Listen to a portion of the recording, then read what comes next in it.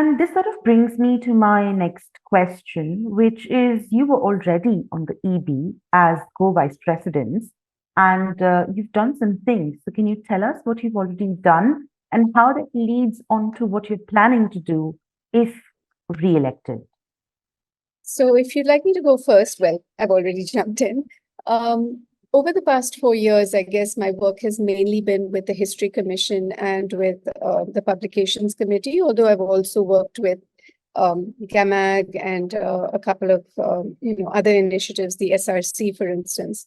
But I think one thing that I'm really proud to have been a part of is the history book that was led by Robin Mansell and Jörg Becker, and we managed to pull it off largely thanks to them. And another history book is in the offing, and hopefully, in the next couple of years, that will also come out. With the Publications Committee, I've been part of a conversation that we've just started on open access. We do want to work towards an IAMCR open access journal, and that again is a long-standing dream of IAMCR that, if re-elected, I hope I can help realize. And generally, dissemination formats that are more accessible to scholars in the Global South, and open up new avenues of sharing information. I think that's something I'd really like to work. Yes, in my areas of work have been mainly with the sections and working groups. I was myself a co-chair in the Community Communication Alternative Media section, and I always felt that that work is so central to IAMCR. The sections, the working groups are literally the homes that people connect to, where they belong. And I always felt that they really needed to be supported, better supported, in dialogue with each other, like different sections in dialogue with each other, and also each section, independently. So the work was, for example, on the elections, supporting the elections, and there was a work that was done, for example, to adapt the rules to online voting in the pandemic era. And of course, we worked on that. It was also something that Nico was leading, and Philippe Marek at the legal committee.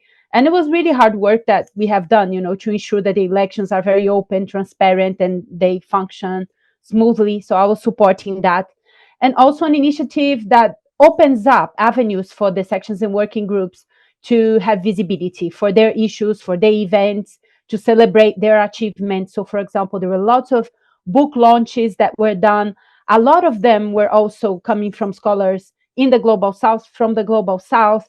And it was really a very open initiative. And I think it was very good for the sections to give more visibility to the work that they do, to nurture their networks. And I think this is something that needs to be done more. So I'd say those are the kind of two main areas that, so something that is very important is that now the way things are working, more than ever, I think scholars based in the Global South need more support, to keep active in associations like IAMCR. We shouldn't take for granted that for example, when I was in Brazil, it was extremely challenging to take part in IAMCR conferences. So now, working with Usha and with Elske, treasurer at the executive board, we came up with a scheme that the co-chairs and vice chairs of sections from emerging countries, middle and low income, can apply for travel grants as a way that this can make their lives a bit easier. It's a small step, I think. I think more support needs to be done, but I think it's very important. Thank you so much.